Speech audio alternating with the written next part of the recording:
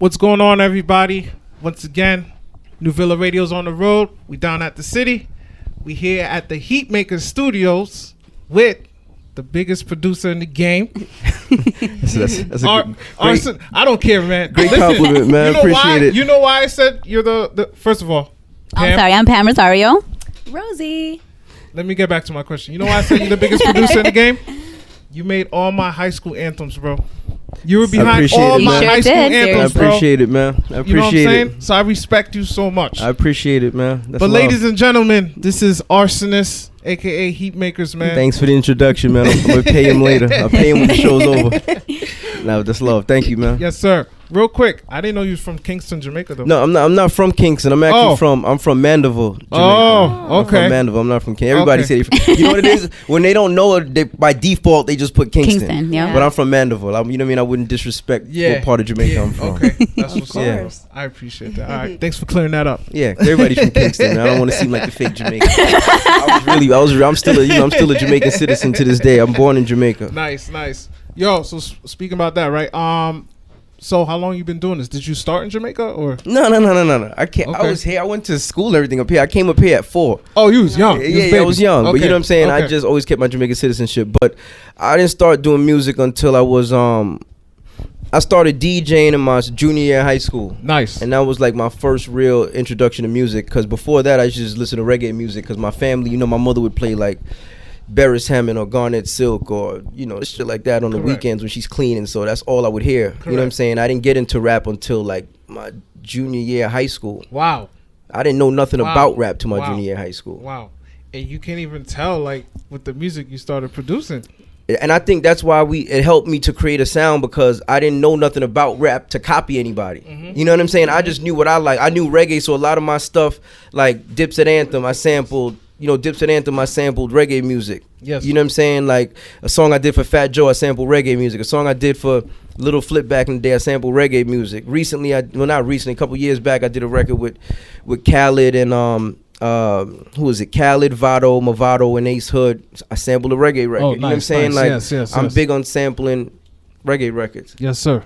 I like Jamaican, that. so I I guess like you know, that. trying to keep my culture alive, man. Have you always been in New York? I've lived in Connecticut for a little while. What part? You know, that's our town, bro. For real. That's our I town. was downtown Stanford. Okay. Not too Okay. far, you know what I'm saying? And I loved it out there though.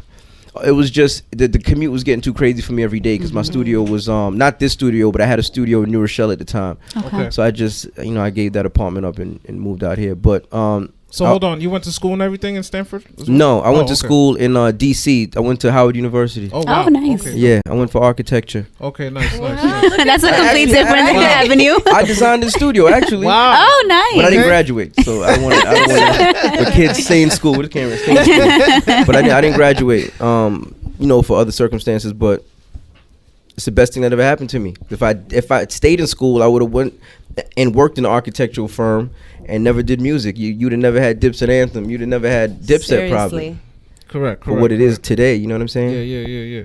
All right, let's take it to the beginning now, bro. What encouraged you, I guess, to start making beats? And my follow-up question after that, what was your first break? What artist? My What break artist did you happened. My first break work happened with? fast. What started me making beats was, like I told you, I went to Howard University. I was DJing there. I won't get into the whole story. I got kicked out of school, right? And when I came home, What you do, bro?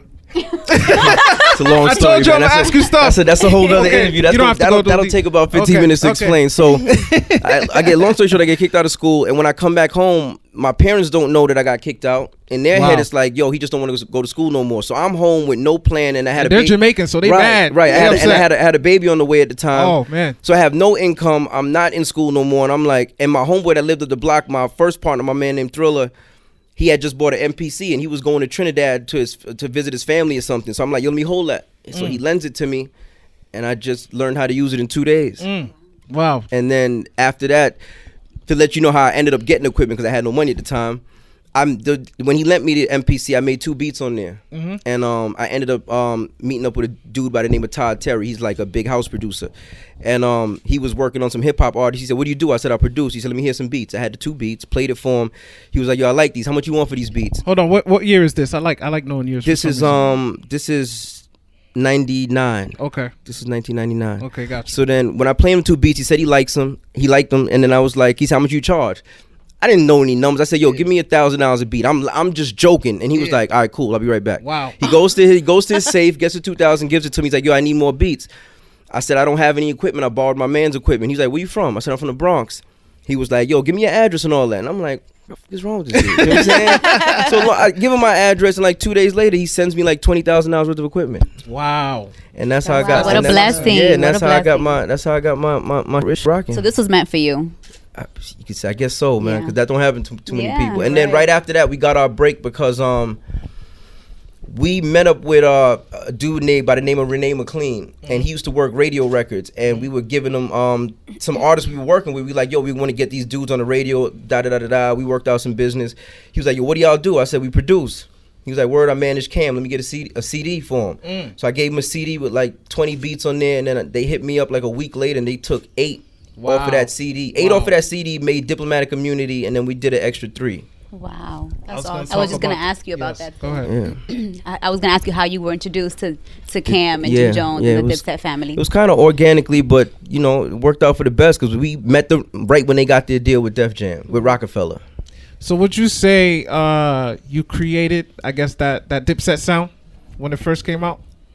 I hate to say it because it's mean, so it sounds corny if I say it, but they worked primarily with us. I did 11 tracks on the first album and 12 on Joel's first album. So we Nice. had a big part to do with it, you know, Nice. with the sound. Yeah. Do you still work with them today? Actually, and this is the first interview, like they have a record that like I guess you want to call it a comeback record, and I produced it, and it's actually about to get mixed and released soon, so. So stay tuned. Yeah, I mean, I don't know if I even should have said that here, you know what I'm saying? But it is what it is. I'm excited about it, man. So I think it's dope. You can hear pieces on my gram. I put up little pieces of like Jim and Cam's verse, and Nice. Joel's is doing his verse now. So Nice. So I'm like a huge Dipset fan. I know Are it's you? funny. Yo, People used to she's crack the on me in biggest high Dipset school. fan, bro. They'd be like, "You probably show up in like a girly car with Dipset You get blasting." the pink Yeah, Escalade. literally, that was me. But it was a feeling, man. I mean, Yo, it yeah, I was a love feeling, it. I man. feel like the music, it's honestly, I guess it's for everyone. I guess Right. everyone has a different, you know. But Right. what I was going to was, who would you say is part of the whole Dipset crew? Because for me, I mean, I can list a few, but then I know some people either take some people out, keep some people in. if You know, I with the mean, whole- if we talking about the original Dipset members, we talking about Cam, Jim, Joel's, and Zeke. okay. And- So and no I- J.R. Ryder. No, I mean J.R. Ryder came. That's J.R. her favorite. That's though. my favorite. No, J.R. Ryder's dope. But J.R. Ryder came, you know, J.R. Ryder came later on after the Diplomatic Immunity album. You know what I'm saying? Like, You're but right. he's nice. J.R. Ryder's nice. I'm just talking about the immediate original members. main, Yeah, yeah. like when Main you ones. seen the cover of Diplomatic Immunity, those members. You know what I'm Okay. saying? Yeah. Because there was a bunch of people that played big roles in there, but we're just talking about The main members. faces. Exactly. Yeah. I got you. Back to you producing, right? I'm pretty sure you faced a lot of, cause you sample a little bit, right? Yeah, I sample like 95% of the stuff I do. So, was there any time where like you faced an issue with clearance? With Yeah, a song? bunch of times. Bunch of times. Huh? If I've placed over 80 records, I've lost about 6 or 7 to sample clearances. Wow. Like I had a record on Joel's first album. It was supposed to be Joel's and Ashanti, but sample wouldn't clear. It was a Bobby Womack sample. They wouldn't clear it. I'm pretty sure that would have been a hit because Yeah, Ashanti it was hot would've- at the time, right? Yeah, it was on fire. So Yeah. it made perfect sense. And then I had another record on Joel's album where I sampled Maxwell. Maxwell wouldn't clear it. I had Yeah. another record I did for Cam and Hell Rel was an R. Kelly sample. R. Kelly wouldn't clear it, which is weird at the time to me, but Wow. How does the clearance work? Like it's up to them if they want to. they judge it based on. Some people just don't clear records, period. Mm-hmm. You know what I mean? It's like Prince never cleared records. That's Wow. why you never heard like somebody sample Prince a Prince samples. record. You might hear Yeah. somebody redo a Prince Yeah, record, yeah, but yeah. not sample his actual Correct. music. Correct. But some people get offended by the lyrics, so they won't clear it because of that. So it's a bunch of things, you know what I mean? Like that's why you got to send it into them first. They listen to it, they decide how much they want to charge you, how much the percentage of the record they want to take. But when I did Diplomatic Immunity, I kind of lucked up because I met a dude who owned the masters to a lot of the shit I was sampling, and he was Okay. like, "Yo, you know what? Since you're sampling so much of my stuff, I'm gonna make sure you keep this amount on every record at least." Yeah. You know what I'm saying? So I made a good chunk off of Diplomatic Immunity when it came to my percentage of the publishing. Okay, nice. I got another random question too with the clearance. Like, is it okay to say you flipped a Prince sample, Right. but someone puts on a mixtape where they don't sell it? Is that an issue? Or No. okay, Money so has you to, could do first of that. all, a substantial amount of money has to be made for somebody to come after you. Okay, yeah. You know what I mean? Nobody's gonna sue you for $500. Correct. Nobody's gonna sue you for $5,000. The Correct, legal fees cost about that. You know what I'm saying? Okay. So that's what I tell like new producers all the time. They worried about sample clearance. I'm like, just put the record out. Yeah. If somebody comes after you, that means the record is hot enough for them to come after you. Yeah, You're absolutely. doing something right. So that's a good thing if they Right. come after you. When you say sampling, what exactly does that mean? That's like you take a. "Oh, you're such a girl." You take it. So it's pretty much just taking somebody else's work, doing like taking pieces of it and turn it into your own. Okay. You know what I'm saying? But as long as they can recognize that their work is in there, they want to get paid for that. Ah, I see. So You can disguise it. I've disguised hundreds. So now I want to go like a little more. Not personal, but a little. So how does this whole producing affect your personal life? Because you're in here a lot of hours of the day. I don't really have much of a personal life. This is So this is your My life. personal life happens in here. You know what I'm saying? dope. But I'm good with that because I just, you know what I mean? Like personal life to me is kind of, sometimes it turns into things that kind of cloud what you really want to do. You know what I'm saying? Like you get kind of twisted with things going on in your. I'm not talking about family. Like family's one thing. I'm talking about just recreational personal life. Like I have fun in here. People say you need the vacation. I'm like, this is my vacation. Every day is a Saturday for me. Yeah, that's dope. You know what I mean? So my personal life is cool. I live my life when I accomplish what I need to accomplish, and everything else is good. So you've been around for a while. Yeah. Have you been? Is there any trend that you just will not partake in? Yeah, there's a lot. There's a lot. I'm not the type that'll do something crazy to get noticed on social media to get my numbers up. There's a trend going on with that. The shock, you know what I mean? Like shock value. I'm not with that. Like I believe that if your talent don't really speak for itself, then you don't deserve to have followers or fans or whatever the case is. So again, like a lot of trends I won't partake in just because I feel like it's not me. You know what I mean? Like right now, the other day, and it's hard for me to say this every time I say it, I just turned 40 the other day. What? Right? Like I thought you was my age, bro. I know. I thought you turned- were in What's the your secret of 30s. staying I young? know. Seriously, That's another like- question. Every day is Saturday. Every day Saturday, you go. But yeah, so you know what I'm saying? For me, it's like I'm at a different point in my life. At 20, it was different for me. Now at 40, it's like this is a job and a business for me. At 20, I was like, come on, I'm 23 years old, getting 6-figure checks and all types of shit on a regular basis, and I'm like, oh, this will never run out. But when you get older, you're kind of like, I did so much dumb shit with that money. I could have did this. And life kind of starts after, too. Right. You know what I'm saying? So you don't understand that. I didn't understand that most people in their 20s don't get the opportunities I had. Yeah. I just thought this is like, oh, everybody kind of runs through this once in a while. My run is just longer than others. But I didn't realize like, like I ran through what people make in a lifetime in my 20s, and I took it for granted. Wow. To be honest with you, I'm not going to lie to anybody. I took it for granted because I thought it would never stop. So you spent money on stupid stuff. Of course. I couldn't even tell you half the shit that I wasted my money on. You know what I'm saying? Like I was big into jewelry. I was big into cars. I was just big into just, perception is reality, man. That's how I felt back then. It's still like that, but my perception, I wanted it to be different. Now I don't care. I kind of want to be in the background. I'm cool with that. Nice.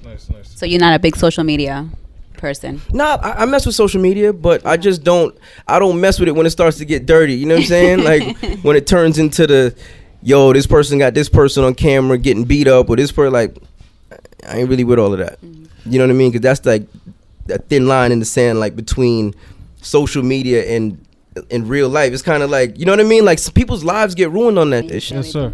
And I don't want to be one of those. Yeah. I asked Charlamagne this a couple weeks ago. I want to ask you this. Hip hop, bro. Today's hip hop. Right. What's your thoughts on it? With a lot of mumble rap.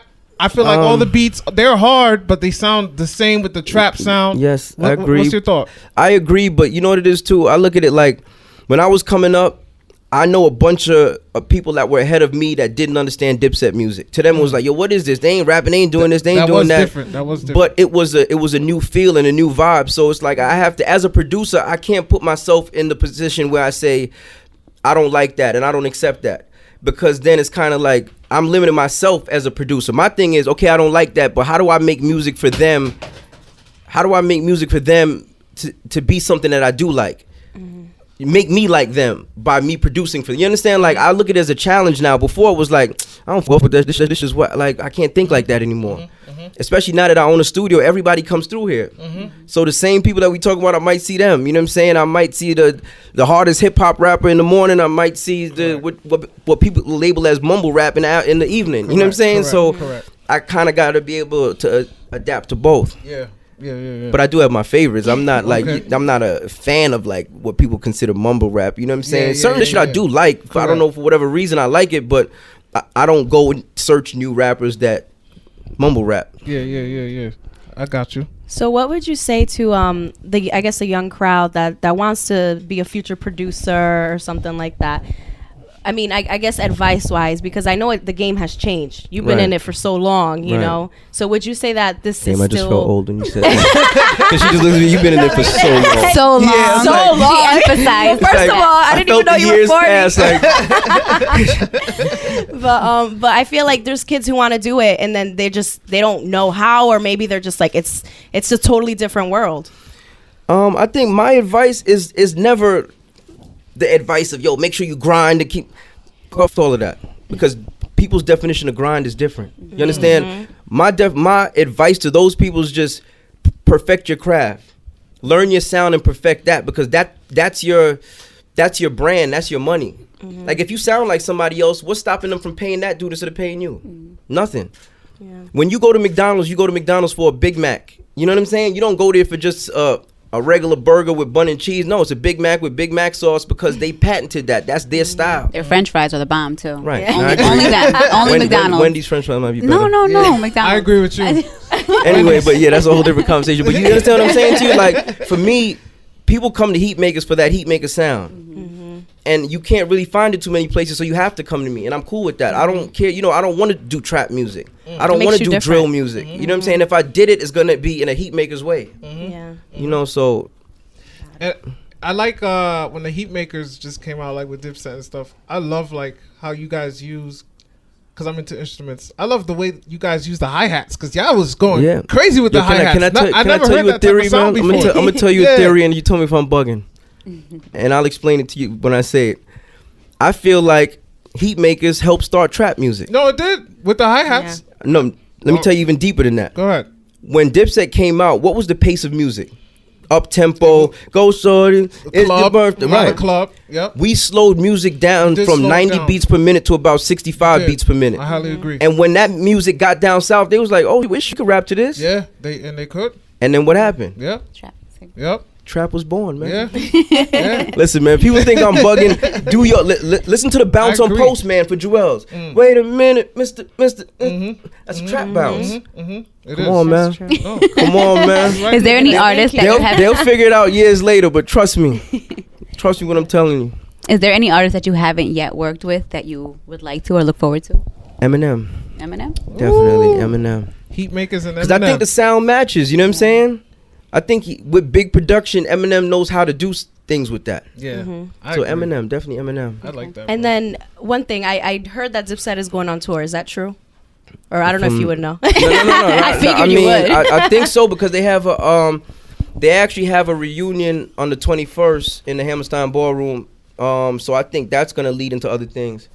I gotta poly my way to DJ that tour. I gotta holler at Jim, Cam, and your boy DJs, man. Get me on that tour. So did they finally put their differences to the side? I hope. I hope so. I don't even know. Does all that Here's my affect thing. in any Financially. way?